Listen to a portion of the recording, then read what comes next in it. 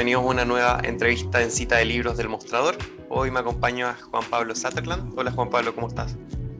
Hola Pancho, ¿cómo estás? Qué buen encuentro de nuevo.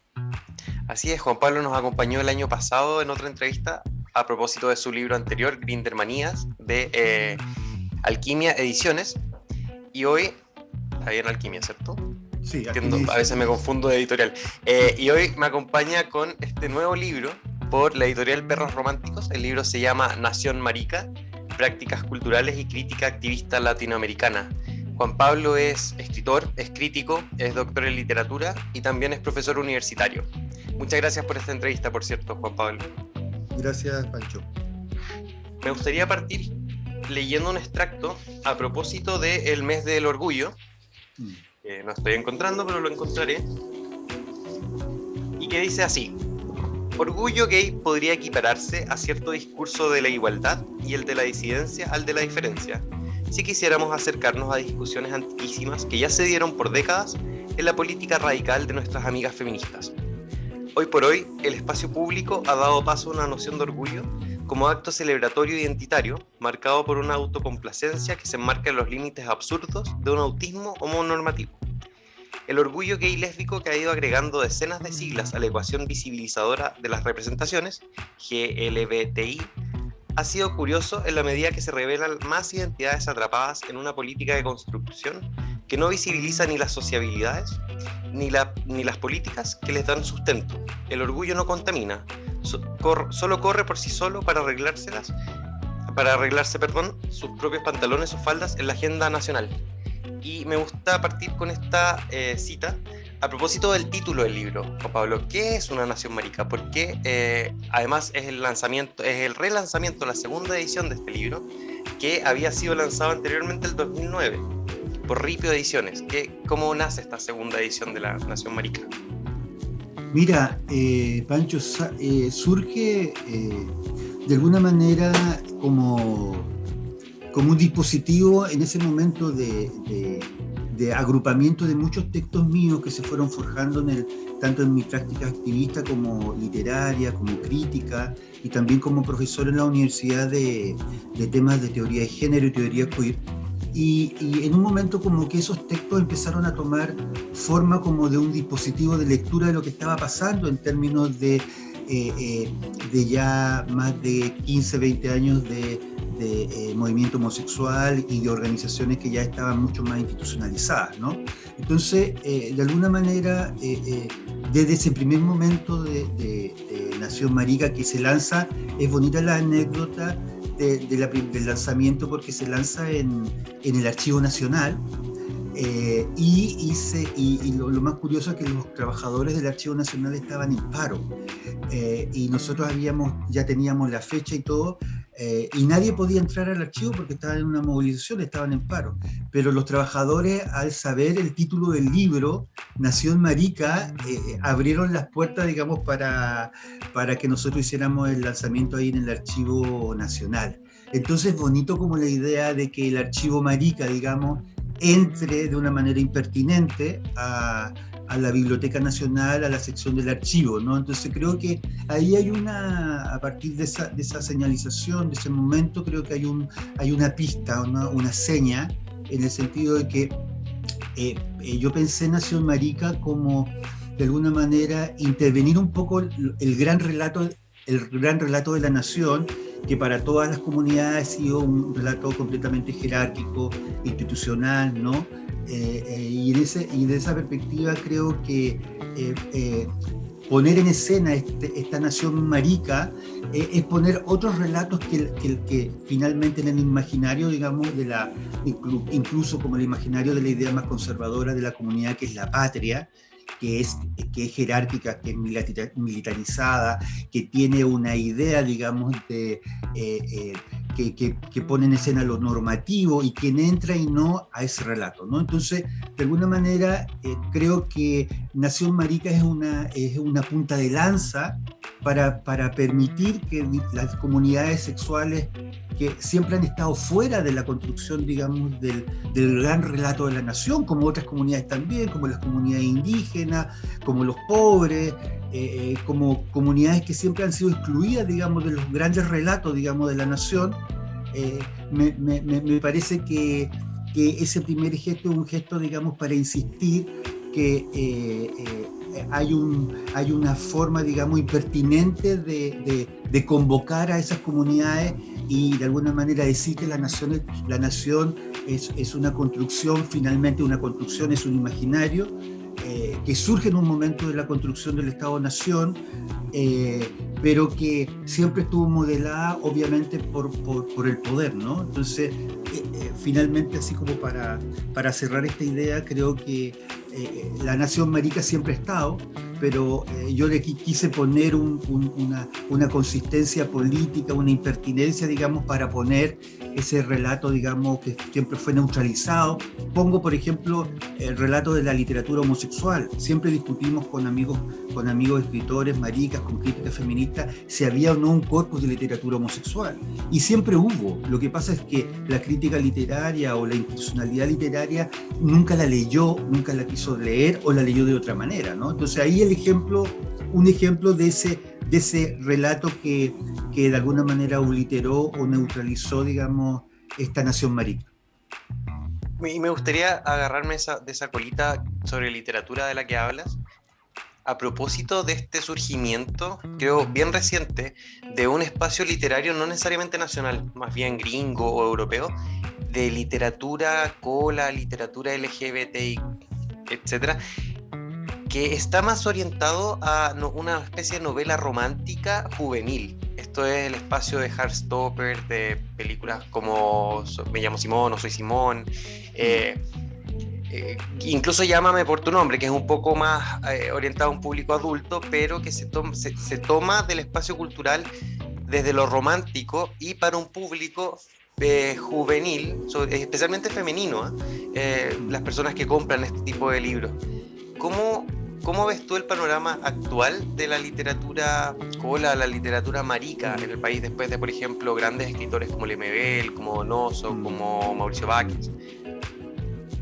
Mira, hay mucho que decir porque de alguna manera hay muchas formas de leerlo y hay muchas estéticas que están puestas en escena. O sea, en A Corazón Abierto, que fue el libro que se publicó ya este año, se cumplen ya 20 años de la publicación de esa antología que se publicó en la editorial Sudamericana.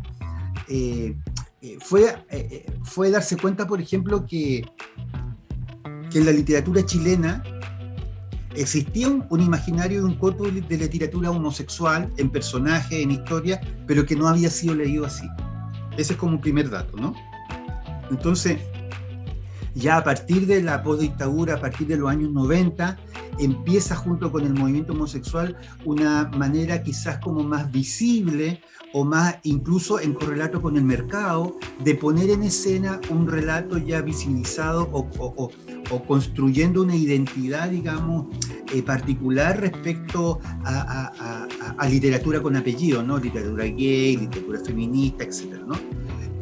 Yo creo que esos son momentos que son interesantes y que son también problemáticos, porque creo que, por ejemplo, la novela de José Donoso, Un lugar sin límite, una novela que yo leí a los 14 años, es una novela que obviamente es parte de la literatura chilena y latinoamericana, y uno podría decir que es una de las grandes novelas homosexuales en América Latina, y una novela incluso que puede anticipar, por su personaje tan bonito que es la Manuela, que es esta travesti en este prostíbulo, anticipa un poco toda la discusión respecto a lo travesti, lo trans, y también yo siempre he dicho a mis alumnos en la universidad que la literatura es nuestra teoría queer en América Latina. Es decir, que la literatura anticipó, el mismo José Donoso en este personaje, de alguna manera espejea la homofobia de los personajes que desean a la Manuela, pero finalmente nosotros sabemos cómo termina la Manuela al final de la novela, ¿no? Entonces, en ese sentido, creo que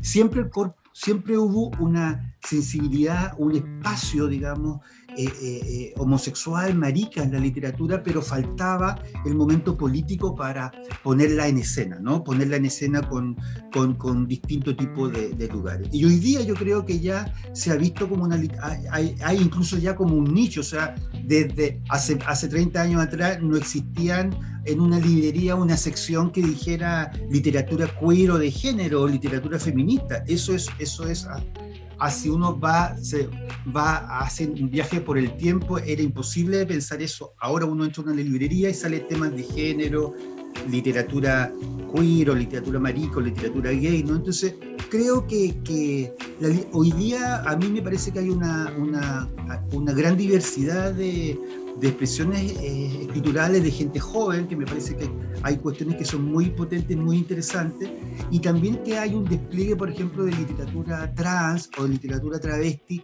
que ha ido tomando cada vez más forma, digamos. Eso es un lugar que me parece como interesante, y creo que de alguna manera ya también la literatura está peleando, digamos, un lugar quizás más de politizar un poco el imaginario disidente, no solamente para quedarse en el nicho, sino que para proponer historias que de alguna manera también crucen otros lugares, no quedarse en el lugar, digamos, del nicho, digamos, de la literatura con el apellido.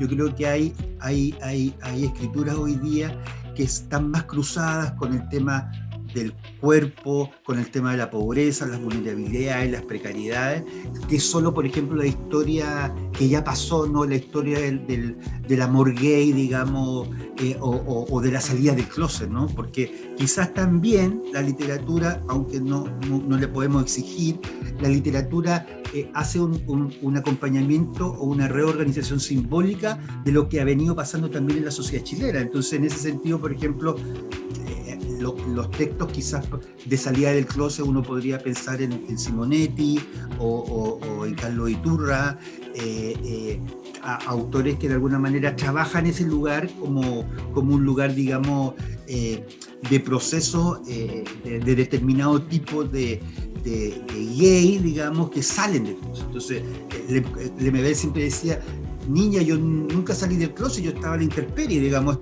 no tenía ni ropero, digamos. Entonces es interesante esa lucidez de Lemebel en el sentido de que también incluso esas señas, digamos, de la literatura, salir del closet, también son correlatos también sociales y políticos, y también que marcan diferenciación, digamos, respecto a la subjetividad homosexual. No es lo mismo ser pobre y marica en Pudahuel, como dirían las yeguas, que vivir en la dehesa y ser gay, digamos, y tener un puesto, digamos, de trabajo y tener un determinado tipo de estatus, ¿no? Yo creo que las escrituras de hoy día se están haciendo cargo de armar conflictos, digamos, respecto a esa interseccionalidad que antes no se veía, porque antes solamente era el personaje gay, ¿no? O el personaje gay que salía, o el que tenía conflicto, ¿no?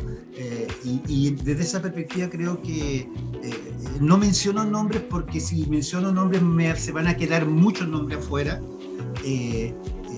pero creo que hoy día hay mucha gente joven que está escribiendo, que me parece que está cruzando mucho más las ideas, digamos, de lo identitario con otro tipo, digamos, de relatos sociales, que no solamente se queda con los gay o los marica como nicho, ¿no? Sino que lo cruza con otros lugares.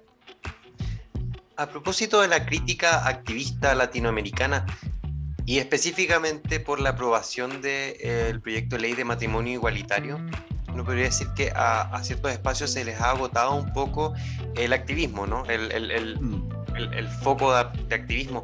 ¿Cómo ves tú hoy día el activismo chileno, latinoamericano, y hacia dónde va? ¿Cuáles son las demandas? ¿Cuáles son las ideas fuerza que se están planteando desde el activismo? Especialmente por esta idea, creo que uno podría sentir dentro de las comunidades de la diversidad sexual, de una especie de recrudecimiento de la violencia, si uno quiere, o de un dejar de pensar que estamos seguras y seguros, ¿no? Tan seguras como creíamos.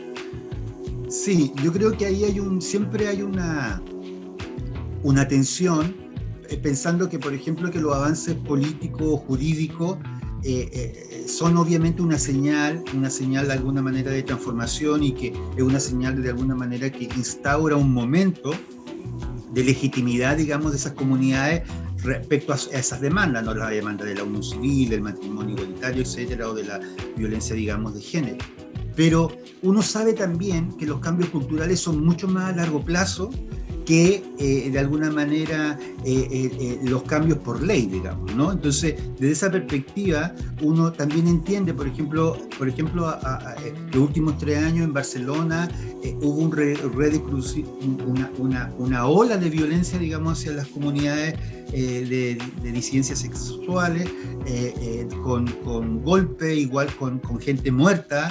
Y eso pensando, digamos, en un ícono como Barcelona que tiene un avance, que tiene un movimiento como de más de 40 años, digamos. Entonces, creo que hay que pensar también que no es tan fácil homologar, digamos, un avance que me parece que es legítimo respecto a las prácticas, digamos, de asentamiento, digamos, de los cambios culturales, ¿no? Y en ese sentido, por ejemplo, quizá el eslabón más difícil y más vulnerable son las chicas travestis, son la comunidad trans, digamos, que de alguna manera ha habido un avance en términos de una determinada legitimidad o de circulación cultural con lo trans, pero eso no asegura que en la vida cotidiana, que en el espacio público no sean agredidas. Hace 2 días acaban de matar una chica trans chilena que estaba viviendo en México y la acaban de asesinar, ¿no? Entonces, de alguna manera ahí siempre uno debería darle una vuelta respecto a que efectivamente las violencias continúan, ¿no? Y también quizá uno podría decir, uno también podría pensar que en la medida que hay avances de visibilidad y de legitimidad, hay también una reacción contraria, ¿no? Es decir, mientras más se avanza en la visibilidad recuerdo cuando empieza, por ejemplo, a ser mucho más visible, por ejemplo, la figura de Daniela, de la actriz, ¿no? La actriz trans, ¿no? Daniela Vega. De la Dina Vega, hay un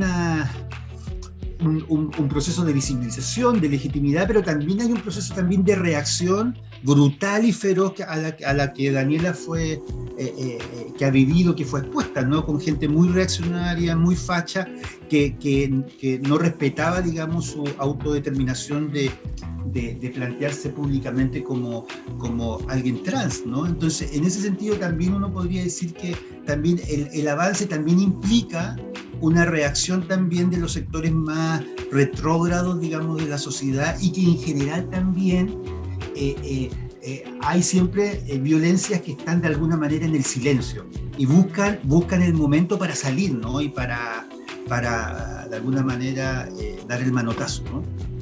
A propósito de la idea de nación y del cambio constitucional e institucional, uno podría decir que hay ciertos sectores de la población, del espectro político, que están que se encuentran muy sensibles frente a la idea de que en el mismo espacio convivan distintas naciones, ¿no? Especialmente a propósito de los pueblos originarios, de los pueblos indígenas. Y quizá hoy día uno se podría preguntar si efectivamente lo queer, lo cola, lo marica constituye un espacio político relevante, teniendo diputadas, por ejemplo, trans, teniendo ministros abiertamente homosexuales. ¿Cómo ves tú el futuro político del espacio cola, de las disidencias sexuales y de género?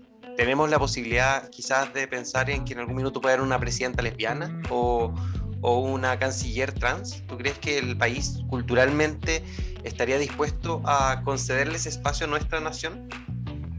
O sea, yo creo que hay una noción, digamos, de que se pueda entender que el logro de las comunidades en llegar, digamos, a espacios de poder son logros obviamente que evidencian transformaciones, ¿no? Y lugares que posibilitan, digamos, articular nuevos relatos que no habían llegado nunca a esos espacios de poder. Y eso me parece bien, pero también me parece que hay que tener una sospecha y hay que tener un equilibrio, digamos, de cómo leerlo, diciendo también que son expresiones también del avance y de la legitimidad, digamos, de esos lugares en términos de transformación, pero también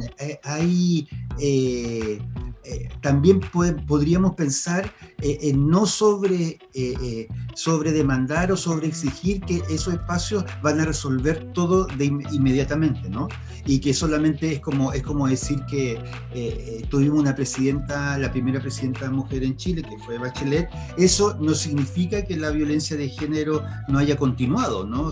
Y que los femicidios se hayan detenido. Entonces, a mí me preocupa que haya una especie como de lugar simbólico, que es como de alguna manera una distribución simbólica en las que nosotros nos sentimos que estamos incluidos, pero por otra parte esa distribución simbólica no tiene efectos materiales, digamos, en la vida concreta, por ejemplo, en las comunidades en su salud sexual, por ejemplo, el tema de la prevención del VIH en las comunidades homobisexuales. Chile está con una epidemia concentrada y que los índices, digamos, de prevalencia están bastante altos, están muy, muy altos. Entonces, en ese sentido, la población homobisexual sigue siendo la población, por ejemplo, que está más afectada por la pandemia, y en ese sentido creo que hay que tener ojo en el sentido de que hay situaciones, hay aspectos de la vida de las comunidades que pasan como de lejos, como que nadie pesca, porque de alguna manera es mucho más notorio, más interesante de alguna manera el artificio de la representación, digamos, real, y también que tiene efectos simbólicos. Entonces, yo creo que está bien, digamos, el avance, pero también hay que entender que las violencias culturales existen, las violencias de género existen, y hay dimensiones de las personas de estas comunidades, de nuestras comunidades, que de alguna manera siguen siendo afectadas, y siempre va a ser de alguna manera los que están más expuestos, más débiles, los que están, digamos, con mayores vulnerabilidades, van a ser quienes de alguna manera están viviendo mucho más fuertemente esas violencias, ¿no? Es cierto lo que dice respecto de las violencias invisibles. Quiero volver un poco al libro para ir terminando. Sí. Al libro Objeto. Es un libro bastante bonito. Creo que hubo no sé, que estoy asumiendo, me lo puedes confirmar o negar, que hubo una especial preocupación porque fuera un libro agradable de tener, sí, casi como de coleccionar y de poder revisitar en sus páginas, en sus fotografías. Cuéntame un poco de eso. Sí, igual a mí me parece que finalmente el libro, como dijimos al inicio, tiene una idea, digamos, de poner en escena el archivo marica, digamos, de alguna manera de hacer esta idea de reconstruir un poco el paisaje, la genealogía de las prácticas culturales y el activismo durante los últimos 30 años, ¿no? Entonces, en ese sentido, por ejemplo, el libro tiene un tributo a La Manzana de Adán, que fue un libro muy importante, un trabajo muy importante de Paz Errázuriz, una importante fotógrafa nacional, y Claudia Donoso, periodista, que hicieron este libro con un trabajo en plena dictadura en los 80 y que se publica a inicios de los años 90, ¿no? Entonces, el libro rinde tributo a esa puesta en escena en tiempos donde nadie, lo travesti era completamente marginal y fuera de escena, y con mucha violencia de las integrantes, digamos, de los colectivos, ¿no? O de los lugares, o de las chicas, por ejemplo. Las chicas, por ejemplo, de La Manzana de Adán, casi todas murieron de SIDA, digamos, ¿no? Entonces, en ese sentido, creo que el libro reconstruye memoria de lugares que van a construir esta nación marica. Entonces, está el archivo de la obra que monta Alfredo Castro sobre La Manzana de Adán. hay performance legendaria de las yeguas del Apocalipsis de Pedro Leonel y Pancho Casa, hay registros de marchas, hay performance, digamos, está Zaida González con las imágenes de Hija de Perra, es decir, también hay generaciones distintas, ¿no? Entonces creo que de alguna manera el libro también tiene como, recompone visualmente la nación que había sido borrada, ¿no? Entonces yo creo que por eso también es tan interesante el gesto del libro, como tú bien dices, que tiene harta visualidad, tiene más de 40 imágenes, que ponen en escena esos registros que habían sido borrados o que habían estado fuera de alguna manera de la idea de la nación, ¿no? Entonces en ese sentido creo que la visualidad es un aporte importante porque hay muchos artistas, performance, activistas, escritores, trabajadores, digamos, de artes visuales, que han estado poniendo en escena ese archivo durante mucho tiempo, ¿no? Entonces, de alguna manera, el libro quiere de alguna manera citar ese archivo que había sido borrado, ¿no? Entonces, quizás el libro, yo quedé de alguna manera muy contento con la idea de que finalmente el libro despliega una visualidad batallante, crítica, y que revuelve un poco el gallinero visualmente, ¿no? Y en ese sentido me parece que la idea del archivo y de poner en escena estas comunidades que siempre estuvieron relegadas, borradas, hacen que de alguna manera tenga un valor relevante también como documento, ¿no? Como documento, como de decir que tú puedes leer este libro y verlo y en imágenes están los últimos 30 años, ¿no? Entonces en ese sentido creo que es un libro también que le hace bien al activismo, pero también a la nación, digamos, para poner en escena esos lugares. Me gustaría cerrar, Juan Pablo, preguntándote, siempre lo hago, más bien de copuchento que nada, ¿qué estás leyendo? O si recomiendas algún libro que te haya dejado embelesado en la última semana. Hoy que estoy leyendo, mira, estoy leyendo ahora una antología de una chica escritora y performance trans, Esther Margarita, que me ha pedido que presente su libro la próxima semana, así que estoy leyendo ese libro, que es un libro que pone en escena ese imaginario, y también estaba leyendo también un libro de Georges Perec, que era una lectura que tenía pendiente y que me encanta Perec, y lo retomé, ¿no? Entonces estoy ahí con esos dos textos en paralelo, ¿no? Bien, muchas gracias, Juan Pablo. Esto ha sido una nueva entrevista en Cita de Libros con el escritor Juan Pablo Sutherland. Este es su nuevo libro, Nación Marica, editado por la editorial Los Perros Románticos, la segunda edición del libro ya. Entonces los invito a poder comprarlo, a poder leerlo, a poder comentarlo y construir juntos esta Nación Marica. Hasta la próxima, Juan Pablo, que estés muy bien. Gracias, Pancho, gracias por la invitación.